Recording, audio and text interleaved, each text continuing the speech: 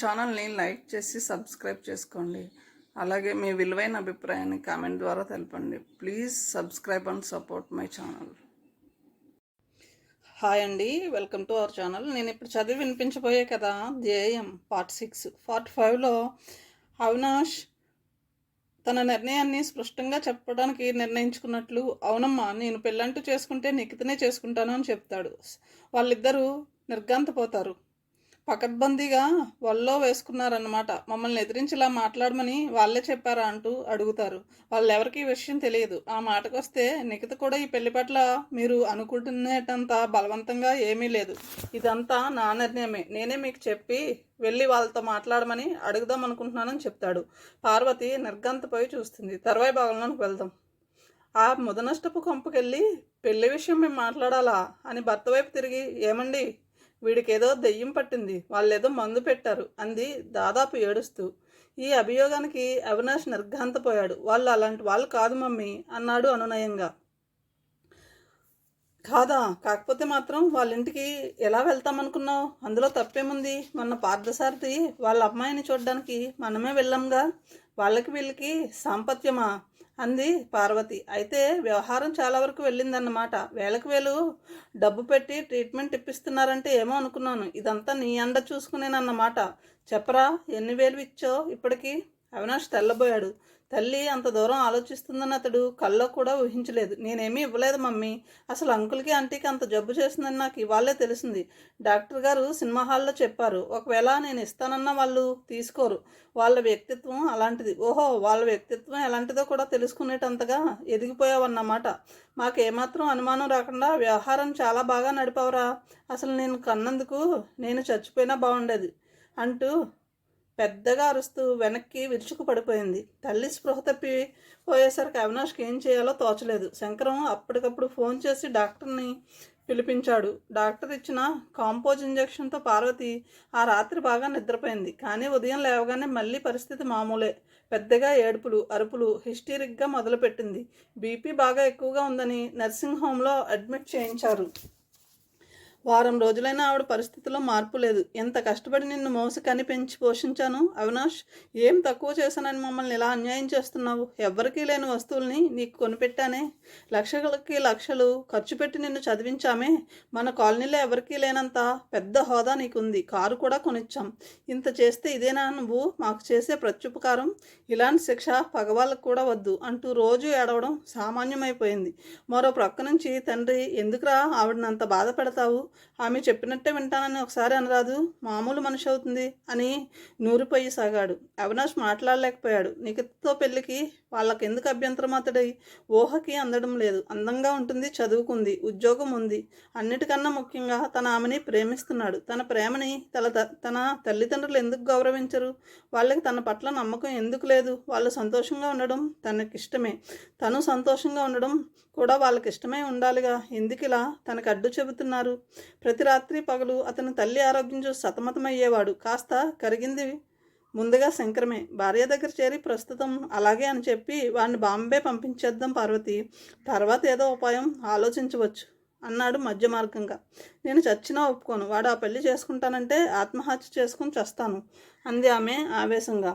అది కాదు పార్వతి, వీడిని ముందు ఇక్కడి నుంచి పంపించేస్తే ఆ తర్వాత ఇటు నుంచి కాకపోతే అటు నుంచి నరుకొద్దాం. వాళ్ళంతటి వాళ్ళే వీడిని కాదనేటట్టు చేస్తే సరిపోతుంది కదా. వాళ్ళు ఇంత అవకాశాన్ని వదులుకోరు. అందులో నిఖిత పెద్ద జాన, అదేం లాభం లేదు. కానీ వీడినే బెదిరించండి. అమ్మ ఆత్మహత్య చేసుకుంటుందని చెప్పండి. శంకరం సాలోచనగా అన్నాడు. కానీ అవినాష్ కూడా చిన్నప్పుడు ఆత్మహత్య ప్రయత్నం చేసినవాడే. వాడిలో ఆ మెంటాలిటీ ఇంకా ఉండే ఉంటుంది. మనం మరీ గట్టిగా కాదంటే ఈసారి మళ్ళీ వాడు ఆ ప్రయత్నం చేసే అవకాశం ఉంది. ఆలోచించు. పార్వతి ఆలోచనలో పడింది. అవును, అది నిజమే. మీరేదో ఒకటి చేయండి. ముందు నిఖిత వీడిని చేసుకోను అనేటట్టు ఏదో ఒక ప్లాన్ వేయండి. అంతవరకు నేను హాస్పిటల్ నుంచి ఇంటికి రాను అంది మొండిగా. శంకరానికి భార్య పట్టుదల తెలుసు. ఆ రాత్రి బాగా ఆలోచించుకుని మరుసటి రోజు పొద్దున్నే దశరథ్ ఇంటికి వెళ్ళాడు. ఒకే కాలనీలో ఉంటూ కూడా ఎప్పుడూ రాని శంకరం మొట్టమొదటిసారి తమ ఇంటికి వచ్చేసరికి దంపతులిద్దరూ ఆశ్చర్యపోయారు. అయితే వెంటనే సర్దుకుని అతన్ని లోపలికి ఆహ్వానించారు. విషయం ఏమాత్రం పొడిగించడం ఇష్టం లేనట్టు శంకరం కూర్చుంటేనే అసలు టాపిక్లోకి వచ్చాడు. మా అవినాష్, మీ నిఖిత ప్రేమ వ్యవహారం గురించి మీకు ఎంతవరకు తెలుసు అని అడిగాడు. దశరథ్ కౌసల్యలు ఒకరి మొహం ఒకరు చూసుకున్నారు. దశరథ్ శంకరంతో ప్రేమ వ్యవహారం అంటూ ఏమీ లేదు. ఉంటే మా నిఖిత మా దగ్గర ఏదీ దాచదు. ఎలాంటి విషయమైనా మాకు చెప్తుంది అన్నాడు నమ్మకంగా. మీకు చెప్పిందో లేదో నాకు తెలీదు, కానీ మా వాడు మాత్రం మాకు చెప్పాడు. అది విన్నప్పటి నుంచి పార్వతి హాస్పిటల్లోనే ఉంది. కౌసల్య బాధపడింది. తన కూతురు గురించి అవినాష్ అంతా పట్టుబట్టడం, ఆ విషయం తెలిసి అతడి తల్లి హాస్పిటల్లో చేరడం, ఇదంతా ఆమె ఊహించలేదు. కానీ ఆమె భర్త ఆలోచన మరో విధంగా ఉంది. కౌసల్య మాట్లాడబోయే లోపలనే అతను అన్నాడు, చూడండి శంకరం గారు, నిఖిత అవినాష్ని చేసుకుంటానని మాకింతవరకు చెప్పలేదు. ఆమె ఆ నిర్ణయం తీసుకుని ఉంటే మేం దానికి అభ్యంతరం చెప్పం. ఎందుకంటే వాళ్ళిద్దరూ మేజర్లు, స్వయం నిర్ణయాలు తీసుకునే వయసు వివేకం కలిగిన వాళ్ళు అన్నాడు. ఈ మాటలన్నీ అన్యాపదేశంగా తనకి బుద్ధి చెప్పడానికే ఉపయోగించబడ్డాయన్నట్టు తోచింది శంకరానికి. అంటే మీరు మీ పిల్లల్ని అదుపులో పెట్టకుండా ఫ్రీగా వదిలేసి అవతలి వాళ్ళ కొంపలు కూలుతున్నా సంతోషిస్తూనే ఉంటారన్నమాట అన్నాడు కసిగా.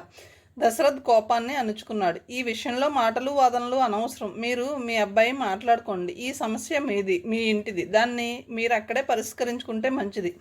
శంకరం వెటకారంగా, అవును, సమస్య మాదే. నా భార్య చనిపోతే అది కూడా మీకే నష్టం లేదుగా. మీ స్వార్థం మీది. డబ్బు హోదా ఉన్న కుర్రవాడు మీ అల్లుడు అవుతాడు, మిమ్మల్ని సుఖపెడతాడు, అంతేగా మీకు కావాల్సింది అంటూ లేచి నిలబడ్డాడు. దశరథ్ ఏదో అనబోతుంటే కౌసల్య వారించింది. ఎక్కువ మాట్లాడే కొద్దీ శంకరం రెచ్చిపోతాడని ఆమె అభిప్రాయం. శంకరం కుర్చీలోంచి లేచి ఒక్కటే మాట అన్నాడు, మా వాడు ఇప్పటి వరకు మీకు ఎంత డబ్బు ఇచ్చాడో నాకు తెలీదు. మీ కూతుర్ని చూపించి మీరు ఎంత తీసుకున్నారో కూడా నాకు తెలీదు. ఇదే పెళ్ళి అని ఎరగా పెట్టకుండా కూతురు శరీరాన్ని ఎరపెట్టి ఆ డబ్బు తీసుకుని ఉంటే నేను ఇంకా ఎక్కువ సంతోషించి ఉండేవాడిని. దశరథ్ కళ్ళల్లో రక్తం జివ్వున చిమ్మింది. ఎంతో నిబ్బరంగా ఉండే కౌసల్య కూడా అతడి మాటలకి వణికిపోయింది. వాళ్ళు ఆవేశంలోంచి తేరుకునే లోపుగానే శంకరం అక్కడ నుంచి వెళ్ళిపోయాడు. మేడం, మీకోసం ఎవరో వచ్చారు, విజిటర్స్ రూమ్లో కూర్చోబెట్టాను అని ప్యూన్ వచ్చి చెప్పాడు. నిఖిత విజిటర్స్ రూమ్లోకి వెళ్ళింది. అక్కడ శంకరం కూర్చుని ఉన్నాడు. ఆమె నమస్కారం పెట్టి ఎదురుగా కూర్చుంది. అతడు ప్రతి నమస్కారం చేయలేదు. నీకు మా అవినాష్కి ఏమిటి సంబంధం? సూటుగా ఉపోద్ఘాతం ఏమీ లేకుండా అడిగాడు. అతను అలా ప్రశ్నించేసరికి ఆమె బిత్తరపోయింది. కానీ అది రెప్పపాటు కాలమే. అరక్షణంలో సర్దుకొని నవ్వుతూ, నేను మిమ్మల్ని అంకుల్ అని చిన్నప్పటి నుంచి పిలుస్తున్నాను. ఏ సంబంధంతో అంకుల్ అంది. శంకరం మొహం ఎర్రబారింది. నా కొడుకుని పెళ్లి చేసుకోవాలనే ఉద్దేశం నీకు చిన్నప్పటి నుంచి ఉందన్నమాట, అందుకేనా అంకుల్ అని పిలిచావు అన్నాడు వెటకారంగా. నిఖిత అదే చిరునవ్వుతో, మీ అబ్బాయి కూడా మా నాన్నగారిని అలాగే పిలిచేవాడు అంకుల్ అంది. సెటప్ అన్నాడు శంకరం. తర్వాత తనని తాను తమాయించుకుంటూ, చూడు నిఖిత, అవినాష్ మీద మేము ఎన్నో ఆశలు పెట్టుకున్నాం. అతన్ని మేము చిన్నప్పటి నుంచి కష్టపడి పెంచి పెద్ద చేశాం. ఇప్పుడు నువ్వు గద్దలా వచ్చి తన్నుకుపోవడం భావ్యం కాదు అన్నాడు. నిఖిత కూడా అంతే సౌమ్యమైన గొంతుతో, మీరు మాత్రమే కాదు అంకుల్, తల్లిదండ్రులు ప్రతి వాళ్ళ పిల్లల్ని కష్టపడే పెంచి పెద్ద చేస్తారు. అది వాళ్ళ బాధ్యత. కేవలం పెంచి పెద్ద చేసినంత మాత్రాన పిల్లల మీద సర్వాధికారాలు హక్కులు ఉంటాయనుకోవడం పొరపాటు. అంతవరకు ఎందుకు? మీ తల్లిదండ్రుల పట్ల మీరంతా బాధ్యతగా ప్రవర్తించారో ఒక్కసారి ఆలోచించండి. శంకరం పల్లెటూళ్ళలో ఉండే తల్లిదండ్రులని సంవత్సరానికి ఒకసారి వెళ్ళి చూసొస్తూ ఉంటాడు. వాళ్ళు ఇక్కడికి వస్తే కోడలతో బాధలు పడలేక 4-5 రోజుల్లో తిరిగిపోతుంటారు. ఈ విషయం కాలనీలో అందరికీ తెలుసు.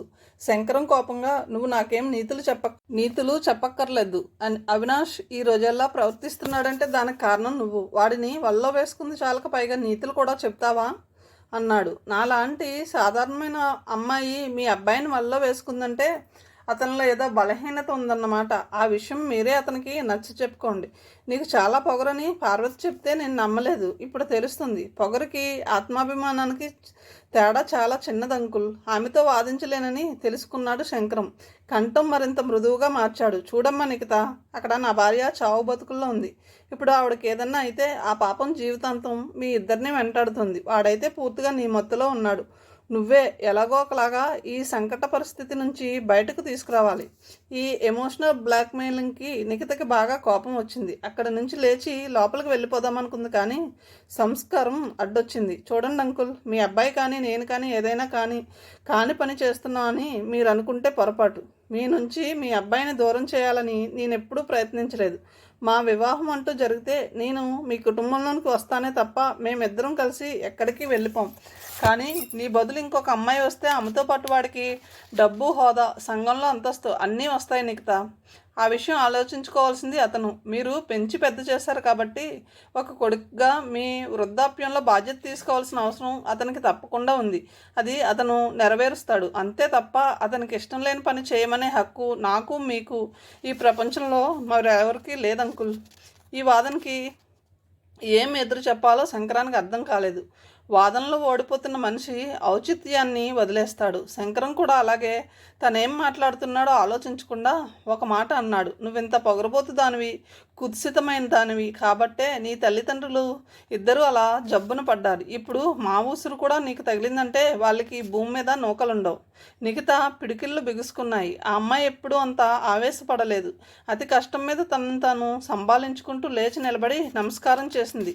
వెళ్ళరండి అంకుల్ ప్లీజ్ అంది. శంకరానికి తనేం మాట్లాడాడో అప్పుడు అర్థమైంది. అంత మాటకి కూడా ఓర్పుతో, సహనంతో, మర్యాదతో జవాబిచ్చిన అమ్మాయి సంస్కారం ముందు తన వ్యక్తిత్వం ఎంతో అల్పంగా తోచింది. అయితే అటువంటి చిన్న చిన్న విషయాలను పట్టించుకుని బాధపడే మనస్తత్వం కాదు అతనిది. కరుగ్గా ఆఖరి మాట చెప్పు, మా అబ్బాయిని వదిలేస్తావా లేదా అన్నాడు. ఆంటీతో మాట్లాడతాను అంకుల్, మీరు వెళ్ళి రండి అని అక్కడిక తను ఆగకుండా లోపలికి వెళ్ళిపోయింది నిఖిత.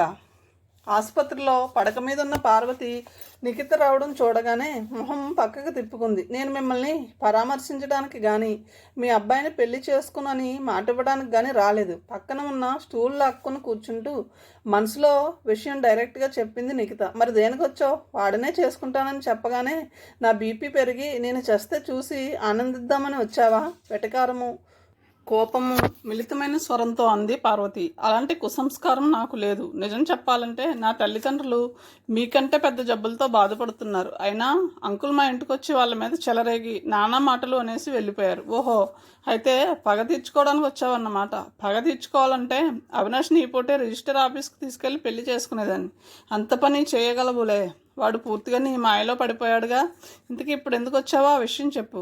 నిన్న అంకుల్ ఒక మాట అన్నారు, పిల్లలు రెక్కలొచ్చే వరకు ఆగి ఆ తర్వాత ఎగిరిపోతారని చెప్పి.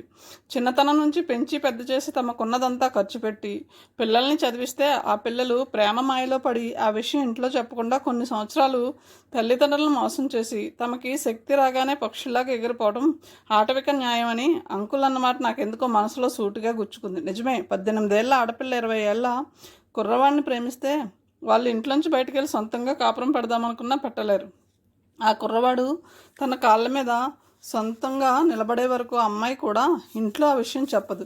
18 సంవత్సరాలు పెంచి పోషించిన తల్లిదండ్రులనే మోసం చేయగలిగిన అమ్మాయి ఆ తర్వాత నైతిక విలువలకు ఏమాత్రం గౌరవం ఇస్తుందని నాకు అనిపించింది. ఈ పరిస్థితిలో యువకులు ఏం చేయాలి? తల్లిదండ్రుల మీద గౌరవం ఉండవలసిన మాట నిజమే, కానీ ఒకరినొకరు అర్థం చేసుకున్న అబ్బాయి అమ్మాయి కేవలం గౌరవం కోసం తమ భవిష్యత్తును బలి చేయాల్సిందేనా? అవినాష్ నేను ఒకరినొకరం ప్రేమించుకున్నాం. అతనికి బాధ్యతలు ఏమీ లేవు, కానీ నాకు మరికొన్ని బాధ్యతలు ఉన్నాయి. కనీసం 1 సంవత్సరం వరకు నేను వివాహం చేసుకోలేను. ముందు మా తల్లిదండ్రుల విషయం చూడాలి. అలా అని చెప్పి మీకు తెలియకుండా అవినాష్ నేను రహస్యంగా కలుసుకోవడం, మా వివాహం గురించి ప్రపోజల్స్ నిర్ణయించుకోవడం నాకు ఇష్టం లేదు. మా అవసరం తీరే వరకు మిమ్మల్ని మోసం చేశామన్న అపప్రద మాకొద్దు. అందుకే ఆ విషయం మీకు డైరెక్ట్గా చెప్పడానికి నేను ఇక్కడికి వచ్చాను. సూటుగా, నిర్భయంగా, నిజాయితీగా చెబుతున్న నిగుతో ఏం మాట్లాడాలో పార్వతికి తోచలేదు. ఆ అమ్మాయి చెప్పిన దాంట్లో తర్కం కానీ సంస్కారం కానీ అర్థం చేసుకునే స్థితిలో పార్వతి లేదు. వెటకారం నిండిన స్వరంతో అదోలా నవ్వుతూ అంది. నువ్వు ఆ సంవత్సరం పాటు వాడిని కలవకుండా ఉంటే వాడు నీ విషయం తప్పకుండా మర్చిపోతాడు. నిఖిత నెమ్మదిగా తలెత్తి పార్వతి వైపు సూటుగా చూస్తుంది. నిజంగా సంవత్సరం పాటు కలవకపోతే అవినాష్ నన్ను మర్చిపోయిన పక్షంలో నేను అలాంటి వాడిని పెళ్లి చేసుకున్నందుకు అదృష్టవంతురాలుగా భావిస్తాను. కానీ సంవత్సరం తర్వాత కూడా అతను అదే అభిప్రాయంలో ఉంటే మాత్రం మా పెళ్ళి జరిగి తీరుతుంది అని లేచి నిలబడి వెళ్ళొస్తానంటీ అని నమస్కారం చేసి అక్కడ నుంచి కదిలింది. ఈ ప్రపంచంలో వర్షాన్ని, ఎండని, చివరికి భూకంపాన్ని కొలిచే సాధనాలు ఉన్నాయి, కానీ మనిషి కష్టాన్ని కొలవడానికి మాత్రం ఏ మీటరు లేదు. ఈ ప్రపంచంలో ప్రతి మనిషి తనకు వచ్చినంత పెద్ద కష్టం ఇంకెవరికి రాదని అనుకుంటూ ఉంటాడు. తను కాబట్టి ఈ మాత్రమన్నా బ్రతికున్నానని, ఇదే కష్టం ఇంకెవరికైనా వస్తే ఈ పాటికి చచ్చిపోయి ఉండేవారు అనుకుంటూ డిప్రెషన్లోనవుతాడు. కొంతమంది మాత్రమే తమకొచ్చిన కష్టాల్ని భవిష్యత్తులో విజయాలకు సోపానాలుగా వాడుకుంటూ ఉంటారు. కష్టాన్ని ఎనలైజ్ చేసి దానిలోంచి బయటపడడానికి మార్గాన్ని అన్వేషిస్తారు. కష్టం గురించి నిరంతరం ఆలోచించడం కన్నా దాంట్లోంచి బయటపడే మార్గం ఆలోచించడం ఎంతో మంచి పద్ధతి. కానీ చాలామంది మానసికంగా అది సాధ్యం కాదు. నిఖిత మొదటి వర్గానికి చెందిన వ్యక్తి అయితే ధాత్రి రెండో వర్గానికి చెందిన అమ్మాయి. నిజానికి ధాత్రికి పెద్ద కష్టాలంటూ ఏమీ లేవు. టెన్నిస్ ఆడమని, నాట్యం నేర్చుకోమని ఆమె తల్లి నిరంతరం వేధిస్తున్నమాట నిజమే. అయినా ఫుట్పాత్ మీద పడుకునే వాళ్ళు, ఉండడానికి చిన్న ఇల్లు లేని వాళ్ళు, కట్టుకోవడానికి మంచి బట్టలు లేని వాళ్ళు, ఆకలితో నకనకలాడేవాళ్ళు, భర్తల చేత హింసింపబడేవాళ్ళు, అర్ధరాత్రి ఇంట్లోంచి బయటికి గెంటి వేయబడిన ఆడపడుచులు, వీళ్ళ సమస్యలతో పోల్చుకుంటే ధాత్రి సమస్య చాలా చిన్నది. కానీ దాన్నే ఆమె చాలా పెద్దగా ఊహించుకుంటూ బాధపడుతూ ఉంటుంది. ధాత్రికి ఆత్మీయులైన స్నేహితులంటూ ఎవరూ లేరు. ప్రేమరాహిత్యంలాగే స్నేహరాహిత్యం కూడా ఒక శాపమని ఆమెకు తెలుసు.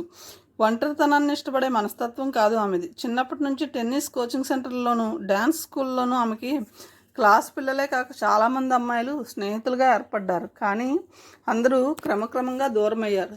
కారణం ఆమె కాదు, ఆమె తండ్రి. ఆమె ఇంటికి ఎవరైనా స్నేహితురాలు వస్తే వాళ్ళు వెళ్ళే వరకు ఆమె ముళ్ళ మీద కూర్చున్నట్టే కూర్చునేది. ఇంటికి ఎవరైనా ఆడపిల్ల రాగానే ఆమె తండ్రి ఏ పరిస్థితుల్లో ఉన్నా అలాగే బయటకు వచ్చేసి వాళ్ళకి ఎదురుగా కూర్చొని కబుర్లు చెప్పడం మొదలుపెట్టేవాడు.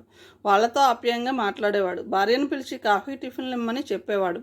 కానీ అతని చూపులు మాత్రం వాళ్ళ బట్టల్లోంచి లోపలికి దూసుకుపోయి ఆ చిన్నపిల్లల శరీరాన్ని నకసిక పర్యంతం పర్యవేక్షిస్తూ ఉండేవి. చూపులతోనే వాళ్ళని అనువనువు తాకుతూ ఉండేవాడు. ఏమిటి మీ డాడీ అలా చూస్తాడు, ఎందుకో ఒళ్ళు కంపరమెత్తినట్లుంటుంది అని ఒకరిద్దరు స్నేహితులు ధాత్రి మొహం మీదే అడిగారు కూడా. అడిగిన వాళ్ళు ఇద్దరైనా బయట మాట్లాడుకునే వాళ్ళు చాలామంది ఉంటారని ధాత్రికి తెలుసు. అలా క్రమక్రమంగా ధాత్రి స్నేహితురాళ్ళందరూ ఆమెకు దూరం అయ్యారు. ఇంటి బయట ఆమెతో మాట్లాడడానికి ఉత్సాహం చూపించినా కూడా ఈ కాంప్లెక్స్ వల్ల ఆమె తనంతట తాను వాళ్ళకి దూరం చేసుకుంది. ఈ పరిస్థితుల్లో అనుకోకుండా ప్రీతం ఆమెకి దగ్గరయ్యాడు. ఆ రోజు కాలనీ నుంచి వెళ్తూ ఉంటే స్కూటర్ యాక్సిడెంట్ అయి ప్రీతం కలిసిన తర్వాత అతడన్న మాటలు ఆమెకు బాగా గుర్తున్నాయి. ఈ యాక్సిడెంట్ మన ఇద్దరిని యాక్సిడెంటల్గా కలిపింది, ఇది ఎక్కడికి దారి తీస్తుందో అని. ఆ మరుసటి రోజు ప్రీతం తన డాన్సింగ్ స్కూల్ దగ్గరికి వచ్చేసరికి ఆమె ఒక్క క్షణం ఆశ్చర్యపోయిన తర్వాత ఆనందించింది. అతడంత గుర్తుపెట్టుకుని తన స్కూల్కి మళ్ళీ వస్తాడని ఆమె అనుకోలేదు. ధాత్రి నిజానికి అంత అందమైన అమ్మాయి కాదు. ఆ కాంప్లెక్స్ కూడా కొంత ఆమెలో ఉంది. ప్రస్తుత సమాజంలో పెళ్లికి ముందే బాయ్ ఫ్రెండ్స్ ఉన్న అమ్మాయిల స్టాటిస్టిక్స్ తీసుకుంటే ఎక్కువ మంది అమ్మాయిలు సగటు కన్నా తక్కువ అందం ఉన్న వాళ్ళే అయి ఉంటారు. తమలో ఉన్న కాంప్లెక్స్ను అధిగమించడానికి అమ్మాయిలు ఆపోజిట్ సెక్స్ నుంచి అనైతికమైన పరిచయాల్ని ఆశిస్తారు అని ఫ్రాయిడ్ ఏనాడో చెప్పాడు. ఆ విధంగా ప్రీతం తనిచ్చిన అడ్రస్ పట్టుకుని వెతుక్కుంటూ రావడం ధాత్రికి సంతోషం ఇచ్చినా అలా రావడంలో ప్రీతం యొక్క అవసరం కూడా కొంత ఉంది.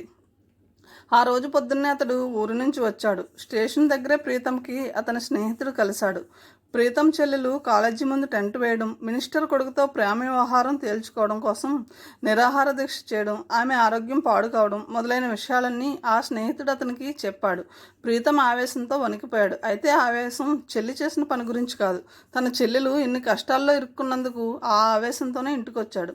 ప్రీతం ఇంట్లోకి అడుగు పెడుతూనే తల్లి తండ్రి అతడి మీద కోపంతో ఎగిరారు. ఎరా 4 రోజుల్లో వస్తానన్నవాడివి 10 రోజులుగా రావడం, ఒక ఫోన్ అన్నా చేయకూడదా అన్నాడు కృష్ణమూర్తి. ఇక్కడ ఇంత గొడవ జరిగింది, సమయానికి నువ్వు లేకుండా పోయావు అంది రుక్మిణి. ప్రీతం ధీమాగా అన్నాడు. ఇప్పటికైనా మించిపోయిందేం లేదమ్మా, ఈరోజే నా ఫ్రెండ్స్తో వెళ్ళి వాడి తోలు వలిచేస్తాను. ఇలాంటి మనస్తత్వం దాదాపు చాలామందిలో కనపడుతూనే ఉంటుంది.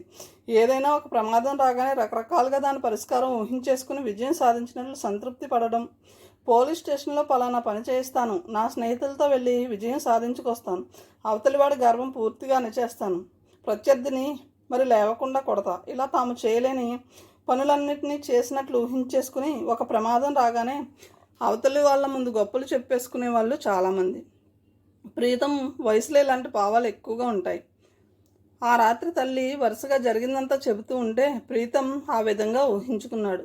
10 మంది కుర్రాలను తీసుకెళ్ళి ఆ సందీప్ పని పట్టాలనుకున్నాడు. కాలర్ పట్టుకుని లాక్కొచ్చి తన చెల్లెలి కాళ్ళ మీద పడేసి వాళ్ళిద్దరి పెళ్లి చేసినట్లు కూడా కల వచ్చింది. అయితే మరుసటి రోజు పొద్దునకి ఆ ఆవేశం తగ్గిపోయింది.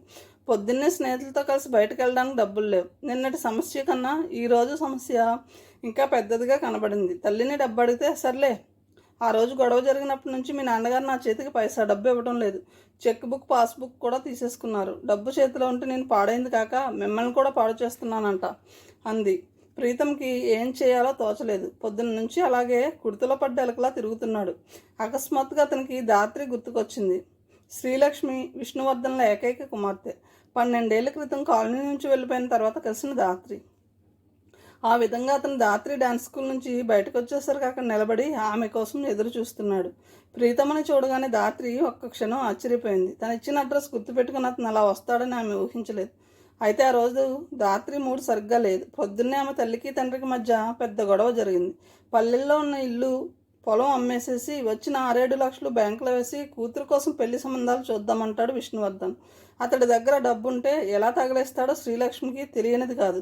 మన వాళ్ళంతా విశాఖపట్నం వైపు ఉన్నారు. అక్కడికి వెళ్ళి ఒక 5 స్టార్ హోటల్లో దిగి ఒక కారు అద్దెకు తీసుకుని సంబంధాలు వెతకడం మొదలు పెడితే 1 నెలలో మంచి సంబంధం దొరుకుతుంది అంటాడు అతను.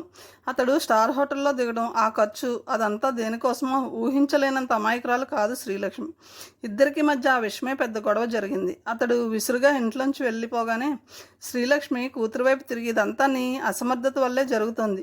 మంచి డాన్సర్ అయితే ప్రపంచ యాత్రలన్నీ చేయించేదాన్ని. రాష్ట్ర స్థాయిలో మంచి టెన్నిస్ ప్లేయర్ అయి ఉంటే పిలిచి మంచి ఉద్యోగం ఇచ్చి ఉండేవారు. అటు చదువులోనూ పైకి రాలేదు, ఇటు డాన్సర్వి కాలేదు. ఆయనేమో నీ పెళ్ళి అయ్యే వరకు కూడా ఆగకుండా ఉన్న ఆస్తంతా తగలేస్తున్నాడు. ఇదంతా నా కర్మ అని తల బాదుకుంటూ ఏడవసాగింది.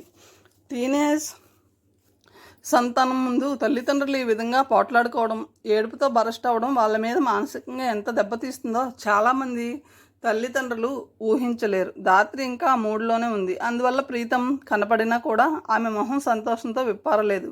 అయితే ఆ విషయాన్ని ప్రీతం వెంటనే గ్రహించాడు. కొంతసేపు ఇద్దరు మౌనంగా నడిచాక, ఎందుకలా డల్గా ఉన్నావు ధాత్రి అని అడిగాడు. ఏమీ లేదు. ఏం చేయాలి నేను ఇప్పుడు అకస్మాత్తుగా అడిగాడు. ఆమె అర్థం కానట్టు చూసి ఏం చేయడం ఏమిటి అని అడిగింది. నేనేం చేస్తే నువ్వు నీ బాధను మర్చిపోయి నవ్వగలవు? నాకు నాట్యం రాదు, భరతనాట్యం అస్సలు రాదు. అయినా చేసి చూపిస్తానుండు అంటూ సినిమాలో హీరోయిన్ నడుస్తుంటే హీరో 2 అడుగులు ముందుకేసి ఆమె ముందు ఎలా డ్యాన్స్ చేస్తాడో అలా చేయడం మొదలుపెట్టాడు. ధాత్రి చిన్నగా నవ్వి, ప్లీజ్ ప్రీతం, అందరూ చూస్తున్నారు, నాతో కలిసి నడువు అంది. అప్పటికే వాళ్ళిద్దరూ చాలా పరిచయం అన్నట్టు మాట్లాడుకోసాగారు. ఆమెతో కలిసి నడుస్తూ ప్రీతం అన్నాడు, నీ బాధ ఏమిటో నాకు తెలియదు, అదేమిటో చెప్పమని కూడా నేను అడగను. కానీ ఎప్పుడైనా నీ మనసు బాధపడితే అక్కడికి తొంగి చూడు. ఆ మనసులో ఒక స్నేహితుడు ఉంటాడు. థ్యాంక్స్ అంది ధాత్రి మనస్ఫూర్తిగా. ప్రీతం త్వరగా అడ్వాన్స్ అవ్వదలుచుకోలేదు. అంతకుముందు అలా అడ్వాన్స్ అయినప్పుడు నిఖిత నేర్పిన పాఠాన్ని అతడు మర్చిపోలేదు. తొందరపాటుతో వ్యవహరిస్తే ఆడపిల్లలు వెంటనే కట్ చేసుకునే అవకాశం ఉందని అతడికి అనుభవం నేర్పింది.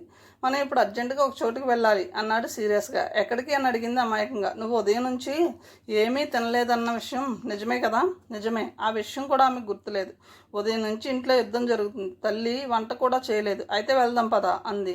చూడు ధాత్రి, ఏ విషయమైనా ఫ్రాంక్గా మాట్లాడడం నాకు అలవాటు. నిన్నిప్పుడు హోటల్కి తీసుకువెళ్ళాలని ఉంది, కానీ నా దగ్గర డబ్బులు లేవు అన్నాడు. ధాత్రి విప్పార్న నేత్రాలతో అతడి వైపు చూసింది. ఎంత ఫ్రాంక్గా మాట్లాడుతున్నాడు అనుకుంది.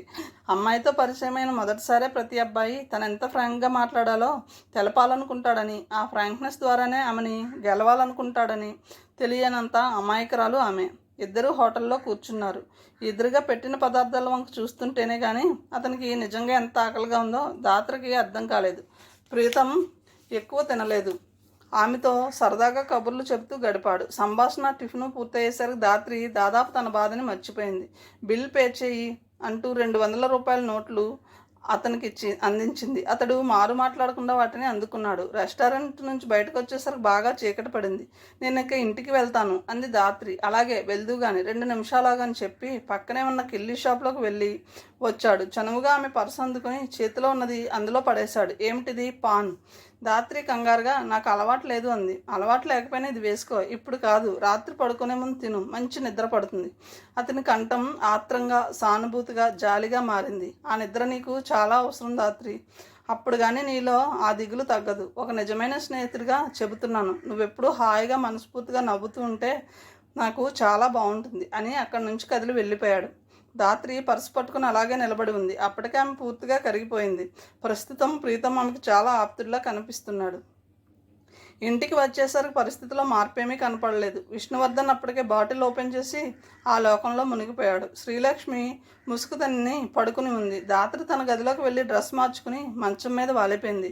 చాలా చిత్రమైన పరిస్థితి ఇది. ఇంట్లో తను అడుగుపెట్టినప్పుడు కనీసం తనని మందలించే వాళ్ళు కూడా లేకపోవడం మనిషికి సంతృప్తినివ్వకపోగా మరింత అసంతృప్తికి గురి చేసింది. అప్పుడే ఆమెకి ప్రీతం ఇచ్చిన ప్యాకెట్ గుర్తొచ్చింది. పర్స్ తీసి అందులోంచి ఆ ప్యాకెట్ బయటకు తీసింది. హోటల్లో పెట్టే పేపర్ నాప్కిన్ అది.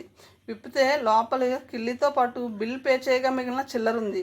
నాప్కిన్ మీద హడావుడిగా ఉత్తరం రాసినట్టుగా కూడా ఉంది. దాత్రి స్నేహం అంటే చెప్పకుండానే ఎదుటివారి బాధని అర్థం చేసుకోవడం, పరోక్షంగా ఓదార్పునివ్వడం అని నేను నమ్ముతాను. నేను నీకు మంచి స్నేహితుడినని నీకు నమ్మకం కలిగితే, నీ మనసుకి కష్టం కలిగినప్పుడు నీకు తోడుగా ఉండడానికి నేనున్నానని గుర్తు తెచ్చుకో. నా స్నేహితుడు రాజా ఫోన్ నెంబర్ ఇస్తున్నాను. నువ్వు ఫోన్ చేసి ఎప్పుడు కలవమంటావో చెప్తే చాలు, రెక్కలు కట్టుకుని నీ ముందు వాళ్తాను. దాత్రి, నా పరిచయం నీకు ఇష్టం లేకపోయినా, నా కంపెనీలో నీకు ఆనందం కలగకపోయినా నాకు ఫోన్ చేయకు. నా అంతటా నేను నిన్ను కలవడానికి ప్రయత్నించనని వాగ్దానం చేస్తున్నాను. ప్రియతం.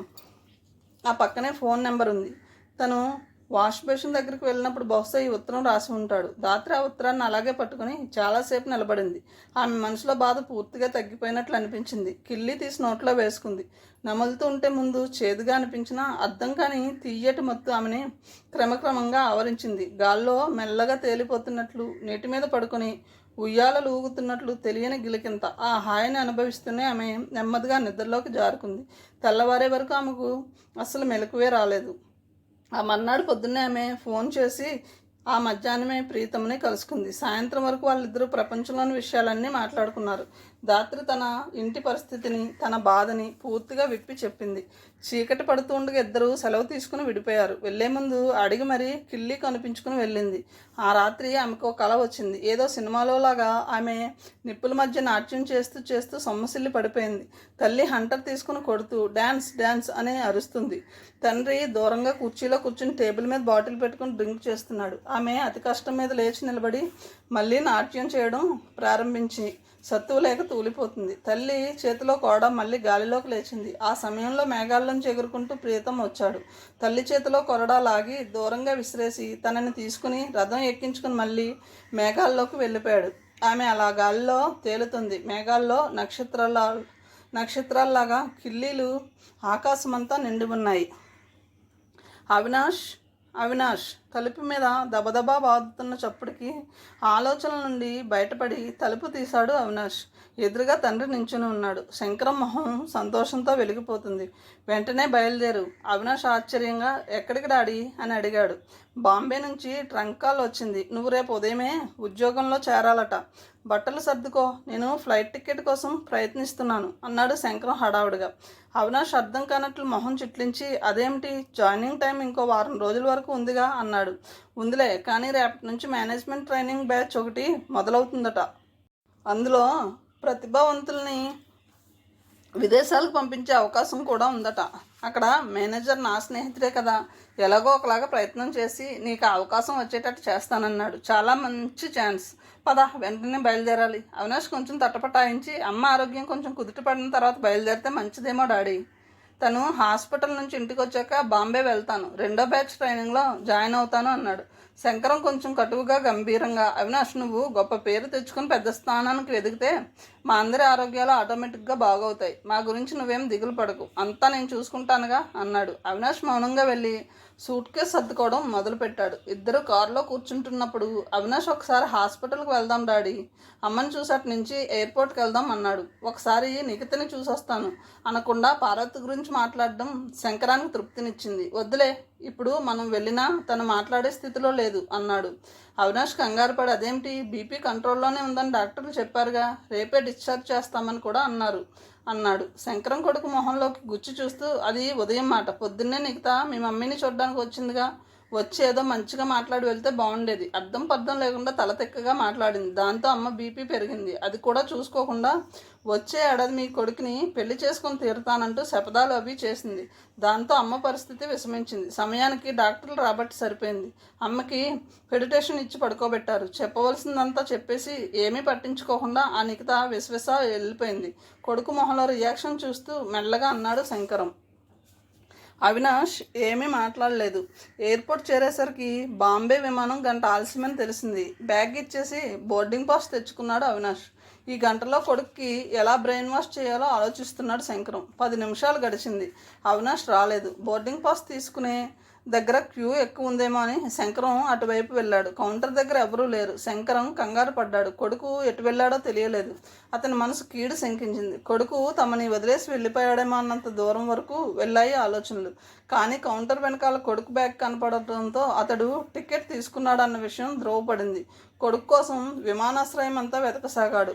విమానాశ్రయం బయట ఖాళీ ఆటో కనిపించగానే మరేమీ ఆలోచించకుండా అవినాష్ ఎక్కి నిఖిత ఇంటి అడ్రస్ చెప్పాడు. అక్కడికి చేరుకోవడానికి 15 గంట పట్టింది. నిఖిత ఇంట్లో లేదు బాబు, వాళ్ళ అమ్మని తీసుకుని హాస్పిటల్కి వెళ్ళింది అన్నాడు దశరథ్. ఏ హాస్పిటల్ అని అడిగాడు అవినాష్. ఆ హడావులో దశరథ్ మొహంలోని దిగులని వేదనను కూడా పసిగట్టలేకపోయాడు. ఆయన చెప్పిన అడ్రస్కి చేరుకోవడానికి మరో 15 గంట పట్టింది. విమానాశ్రయం చేరుకోవడానికి ఇంకా అరగంట మాత్రమే టైం ఉంది. నిఖిత ఆసుపత్రి కారిడార్లో నుంచుని ఉంది. లోపల గదిలో 2 డాక్టర్లు కౌసల్యని పరీక్షిస్తున్నారు. బాధతో ఆవిడ అరిచే అరుపులు బయటికి వినిపిస్తున్నాయి. ఆ రోజు నిఖిత ఇంటికి వచ్చేసరికి కౌసల్య కడుపు నొప్పితో మెలికలు తిరిగిపోతుంది. చక్రాల కుర్చీలో కూర్చొని నిస్సహాయంగా చూస్తున్నాడు దశరథ్. అతడికి ఏం చేయాలో తోచలేదు. అదృష్టవశాత్తు నిఖిత అప్పుడే వచ్చింది. అప్పటికప్పుడు తల్లిని ఆటోలో తీసుకుని ఆసుపత్రికి వచ్చింది. కారిడార్లో నుంచుని కిటికీలోంచి బయటికి చూస్తూ నిఖిత ఆలోచనలో పడింది. రకరకాల వ్యక్తులు ఆసుపత్రి వరండాలో బయట ఆవరణలో తిరుగుతున్నారు. దగ్గర వాళ్ళను, తోబుట్టువులను, స్నేహితులను ఆకర్షణలో చూడడానికి వచ్చిన వాళ్ళు, అంతా అయిపోయిందని తెలుసుకున్న వాళ్ళు, ఏమవుతుందో అని ఆతృతతో ఉన్నవాళ్ళు, రకరకాల మనుషులు, రకరకాల బాధలు. బాధకు ఉన్న రిలేటివిటీ గురించి ఐన్స్టీన్ కనుక్కోలేదు. ఉదయం ఆసుపత్రిలో అవినాష్ తల్లిదండ్రులతో జరిగిన వాగ్వివాదం మనిషికి బాధ కలిగించింది. ఇంటికి వచ్చేసరికి తల్లి కడుపు నొప్పితో వెలువెల్లాడడం మరో బాధ. ఈ బాధ అంతకు ముందుంది చిన్నది. చిన్న గీత పెద్ద గీత అనుకుని విషాదంగా నవ్వుకుంది నిఖిత. ఈ లోపల వెనక నుంచి నిక్కీ అన్న పిలుపు వినిపించింది. వెనక్కి తిరిగి చూస్తే అవినాష్ 3 అంతస్తులు ఎక్కి వచ్చాడేమో. ఆయాసంతో రొప్పుతున్నాడు. ఏమిటి అవినాష్, ప్లేన్లో ఆసుపత్రికి వచ్చినట్టున్నావు అంది చిన్నగా నవ్వుతూ.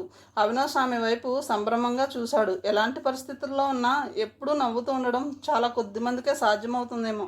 అందులోనూ ఆడపిల్లలు అలా ఉంటే మరింత చూడముచ్చటగా ఉంటుంది. అవినాష్ మొహం ఆనందంతో విచ్చుకుంది. ఉదయం హాస్పిటల్లో జరిగిన సంఘటన చూశాక సంవత్సరం దాకా నన్ను కలవద్దు అవినాష్ అంటుందనుకున్నాడు. కానీ ఏమీ జరగనట్టు ఆమె మామూలుగా మాట్లాడడంతో అతనికి ప్రాణం లేచి వచ్చినట్లయింది.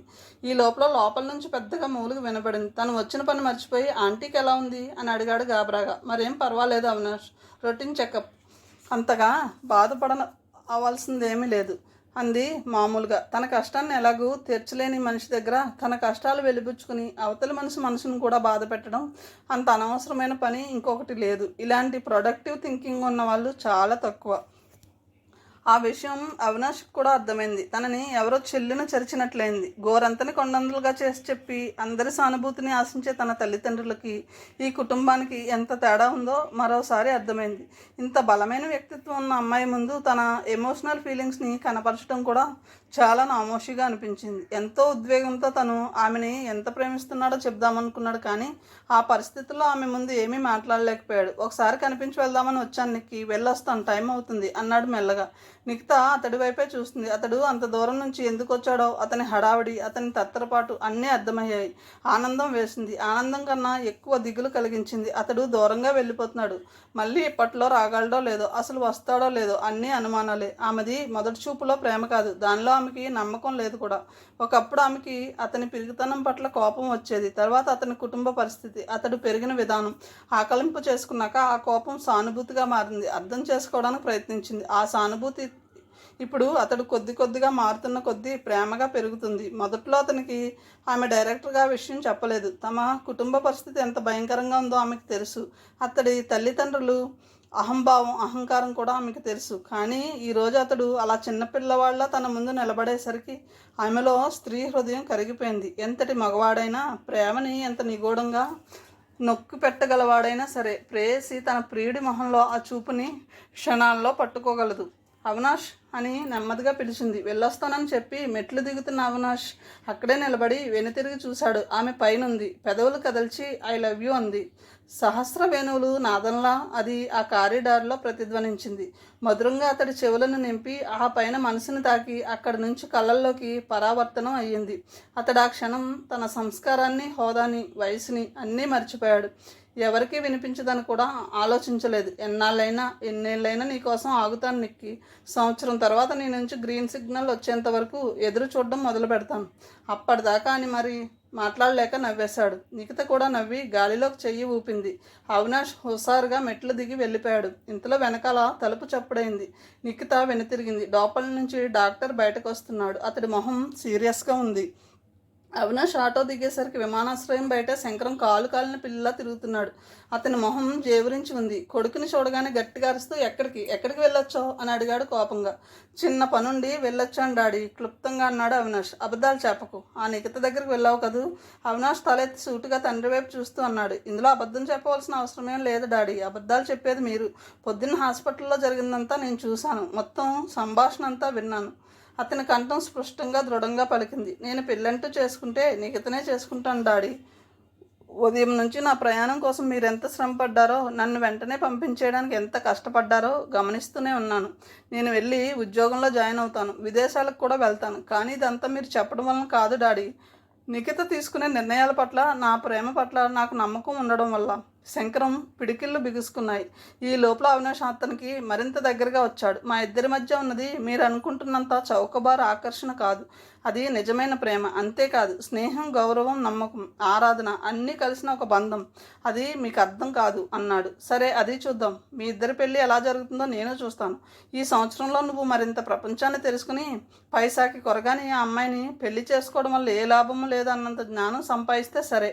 అలా కాని పక్షంలో, నీకంత వివేకం, ఆ బాంబే వాతావరణం నేర్పని పక్షంలో ఆ తర్వాత ఏం చేయాలో నాకు బాగా తెలుసు అని అక్కడి నుంచి విసవిస నడిచి వెళ్ళిపోయాడు శంకరం.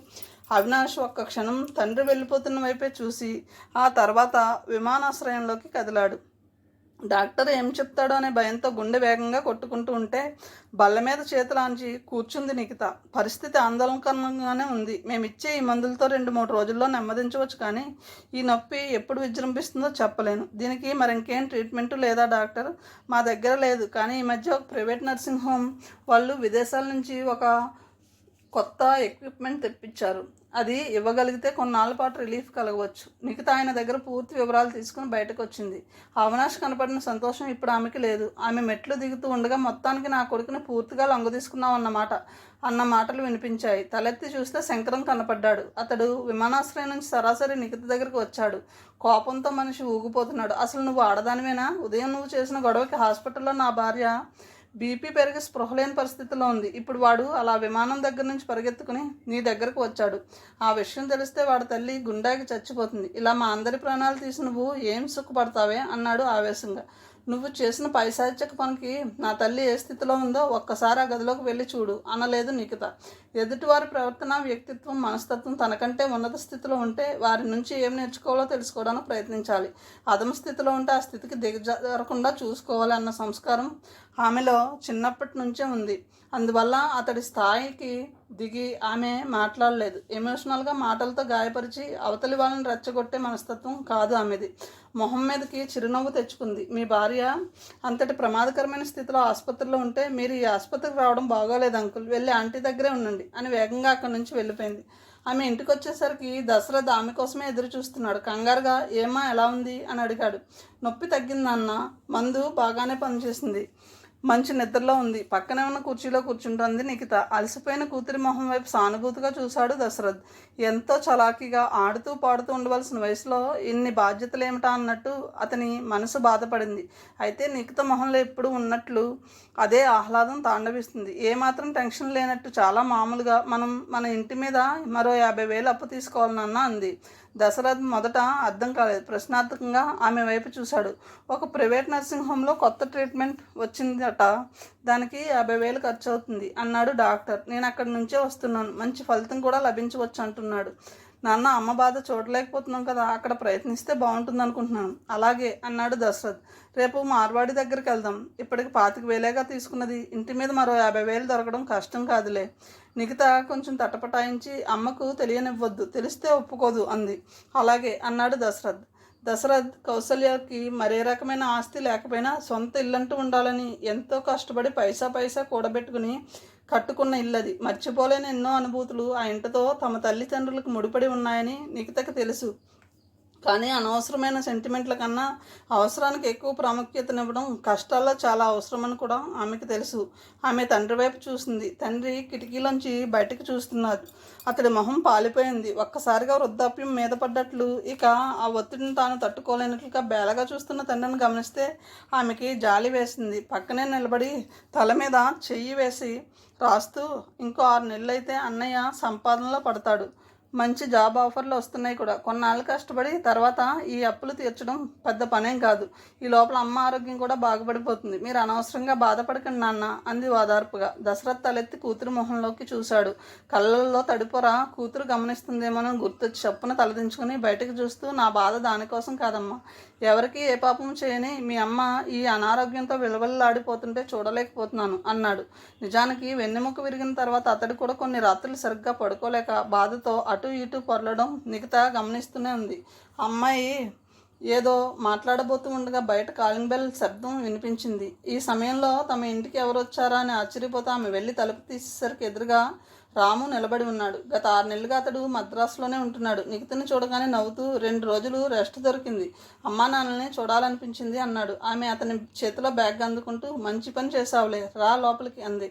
ఇద్దరు లోపలికి వస్తుంటే, ఈ 2 రోజులు అమ్మకి నాన్నకి అనారోగ్యం తిరగబెట్టకుండా ఉండేలా చూడు స్వామి అంటూ ప్రార్థించుకుంది. పరిస్థితి ఎంత దారుణంగా ఉందని తెలిస్తే రాము చివరి రోజుల్లో చదువు మానేసి ఉద్యోగంలో చేరిపోతానంటాడని ఆమెకి నిశ్చయంగా తెలుసు. అందుకే ఇంటి పరిస్థితి అతనికి తెలియనివ్వకుండా జాగ్రత్త పడుతుంది. దశరథ్ ఉద్యోగం చేస్తున్నప్పుడు రామ్రతన్ సూరత్ నుంచి చీరలు అవి తెచ్చి ఆఫీసులో ఇన్స్టాల్మెంట్స్లో అమ్మేవాడు.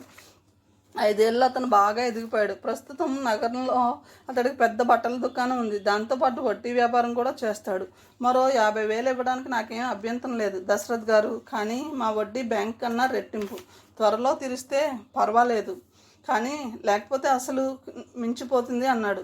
నిఖిత సేటు మనసులో ఆలోచన పసికన్నట్టు, మీ ఉద్దేశం ఏమిటో చెప్పండి అంది. నేను ఎలాగూ ఆ ఏరియాలో ఇల్లు ఒకటి కొనుక్కుందాం అనుకుంటున్నాను. మీకు అభ్యంతరం లేకపోతే రేటు చూసుకుని నేనే సెటిల్ చేసేస్తాను, మీకు వడ్డీ తప్పుతుంది కదా అన్నాడు అతను ఫ్రాంక్గా. ఇంటింటికి చీరలు అమ్మే రోజుల్లో అతను ఆ కాలనీలో బాగా తిరిగేవాడు. అక్కడి వాతావరణం బాగా నచ్చింది. దశరథ్ మొహం మ్లానమైంది.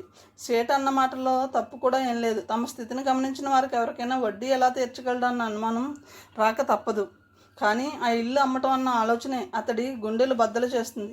నిఖితకి తండ్రి మనోస్థితి అర్థమైంది. అప్పు తీర్చలేమనిపించినప్పుడు ఆ ఇల్లు అమ్మి మీ అప్పు తీర్చేస్తాం సెడ్జీ, అప్పుడే అమ్మకాల గురించి మాట్లాడవలసినంత అవసరం ఏముంది అంది నిక్కచ్చిగా. సేట్ నిర్లిప్తంగా డబ్బు లెక్కపెట్టి వాళ్ళకు అందించాడు. అది తీసుకుని తండ్రి కూతుళ్ళిద్దరూ బయటకు వచ్చారు. వాళ్ళు ఇంటికి చేరుకునేసరికి మహతి బయట గదిలో రాముతో కూర్చుని కబుర్లు చెప్తుంది. నిఖితని చూసి, నీకోసమే ఎదురు చూస్తున్నాను రా అని వాళ్ళ కలపతరువు చెట్టు దగ్గరికి లాక్కుపోయింది. ఈరోజు నీ నిశ్చితార్థం కదా, ఆ కలలేవి కనపడడం లేదేం అంది నిఖిత నవ్వుతూ. ఆ ఎంగేజ్మెంట్ అవుతుందో లేదో ఎవ్వరికీ తెలియదు. ఏం, మా వాళ్ళు 5 లక్షల కట్నం బంగారం ఇవ్వడానికి ఒప్పుకున్నారనుకో, నా పేరున ఉన్న పొలం అమ్మి కారును కొనియమన్నా సరే అన్నారు మా వాళ్ళు. ఆ తర్వాత ఆడబడుచులు గొడవ పెడుతున్నారని ఇంకో 25,000 లాంఛనాలు కావాలని అడిగితే దానికి ఒప్పుకున్నారు. మరి అన్నిటికీ ఒప్పుకుంటే సమస్య ఏమిటి అడిగింది నిఖిత. మహతిని తల్లిదండ్రులు చిన్నప్పటి నుంచి నిర్లక్ష్యం చేసిన మాట నిజమే, కానీ దానికి బదులుగా వాళ్ళ మీద ఈ విధంగా డబ్బులు పిండి కక్ష తీర్చుకోవాలనుకోవడమే ఆమెకి ఉచితంగా అనిపించలేదు. వాళ్ళు కొత్తగా కట్టిన శ్రీలక్ష్మి కళ్యాణ మండపంలోనే పెళ్లి జరిపించమంటున్నారు. దాని అద్దె రోజుకి 25,000. మమ్మీకేమో నా గురించి ఇంకా ఏం ఖర్చు పెట్టాలన్నా అదో వేస్ట్లా కనిపిస్తుంది. సంబంధం మొత్తం క్యాన్సిల్ చేసేస్తానంటుంది. నువ్వే చెప్పు, ఇంత ఖర్చు పెట్టుకుంటున్నప్పుడు ఆ మాత్రం స్టేటస్ నిలబెట్టుకుంటే నష్టమేముంది? ఆఫ్టర్ ఆల్ 50,000 కోసం అన్ని విధాలా బాగున్న సంబంధం వదులుకుంటామా? ఆఫ్టర్ ఆల్ 50,000 అన్న మాటకి నిఖితకి నవ్వొచ్చింది. అది తన ఇంట్లో ఒక ప్రాణం నిలబెట్టడానికి అయ్యే ఖర్చు. ఏమిటి ఆలోచిస్తున్నావు? అది కాదు మహతి, పెళ్ళి కాకుండానే ఇన్ని డిమాండ్లు పెడుతున్న వాళ్ళు ఆ తర్వాత ఇంకేం అడుగుతారో అని భయంగా ఉంది. పెళ్ళైన తర్వాత ఇంకెలాగూ అడగలేం కదా అని ముందే అన్నీ కోరుకుంటున్నారు. మహతి పెళ్ళి కాకుండానే వాళ్ళని వెనకేసుకుని వచ్చింది. ఈ లోపల మహతి అంది, నువ్వు కాస్త మా ఇంటికి వచ్చి అమ్మతో చెప్పరాదు? నిఖిత తెల్లబోయి ఏం చెప్పాలి అని అడిగింది. ఈ సంబంధం ఎటువంటి పరిస్థితుల్లోనూ వదులుకోవద్దని చెప్పు. నీ మాట అంటే వాళ్ళకి గౌరవం. నిఖితకి నవ్వొచ్చింది. ఇలాంటి విషయాల్లో బయట వాళ్ళు, ముఖ్యంగా నాలాంటి చిన్నపిల్ల సలహా ఇస్తే బాగోదు. ఇంత చిన్న విషయానికే వాళ్ళు పెళ్ళి క్యాన్సిల్ చేసుకోరులే. నువ్వు అనవసరంగా ఈ విషయాలు మనసులో పెట్టుకుని గాబరా పడకు, అంతా సవ్యంగానే జరుగుతుంది అని ఆమెకు చెప్పి పంపించేసి ఇంట్లోకి తిరిగొచ్చింది. ఇంట్లో రాత్రి తన కోసం మరో సమస్య ఎదురు చూస్తుందని ఆమెకు తెలియదు. సమయం రాత్రి 11 గంటలు అవుతుంది. తల్లిదండ్రులకి ఇవ్వవలసిన మందులు ఇచ్చేసి వాళ్ళు నిద్రపోయారని నిర్ధారించుకున్న తర్వాత బయట వరండాలోకి వచ్చింది నిఖిత. రాము చాలాసేపటి నుంచి ఆమె కోసం ఎదురు చూస్తూ అక్కడ ఒంటరిగా కూర్చుని ఉన్నాడు. మరుసటి రోజు అతను మద్రాసు వెళ్ళిపోవాలి. అన్నయ్య పిలిచింది నిఖిత. రా, నీకోసమే చూస్తున్నాను. 2 రోజులుగా గమనిస్తున్నాను. ఏదో చెప్పాలనుకుంటున్నావు, చెప్పలేకపోతున్నావు. ఏమిటి, ప్రేమలో పడ్డావా? నవ్వుతూ అడిగింది. ప్రేమ దోమ ఏమీ లేదు. ఉద్యోగంలో స్థిరపడేదాకా నాకు ఆలోచనలు రావని నీకు తెలుసు కదా. మరేమిటి విషయం? నాకు స్టేట్స్కి వెళ్ళే అవకాశం వచ్చింది. నీకు వెళ్ళేట్టయితే మరో 15 రోజుల్లోనే వెళ్ళాలి. నిఖిత చప్పున వంగి రాము చేతులు పట్టుకుంటూ, అబ్బా ఎంత గుడ్ న్యూస్! 2 రోజుల పాటు ఈ విషయం చెప్పకుండా ఎలా ఉండగలిగావు అంటూ దాదాపు కేక పెట్టింది. ఉష్, గట్టిగా అనకు. వివరాలన్నీ విన్నాక ఏం చేయాలో చెప్పు. నిఖిత మొహంలో నవ్వు కాస్త తగ్గింది. ఏం చేయాలో చెప్పు. నేను పనిచేస్తున్న కంపెనీ జనరల్ మేనేజర్కి నేనంటే చాలా ఇష్టం. నన్ను స్పాన్సర్ చేయడానికి వాళ్ళ కంపెనీని ఒప్పించాడు. ఇలా విదేశాలకు వెళ్ళడం చాలా ఉపయోగపడుతుంది. అది కాక మిచిగావ్ యూనివర్సిటీలో నాకు MBA సీట్ కూడా వచ్చింది. ఎంత శుభవార్త అన్నయ్య! ఇంత సంతోషాన్ని ఇచ్చే వార్త అమ్మా నాన్నలకు చెప్పకుండా ఎలా ఉండగలిగావు అంది నిఖిత యాంగ్జైటీగా. కథను ఇంతటితో ముగిస్తున్నాను. తిరిగి తర్వాయి భావంతో కలుద్దాం. Thank you.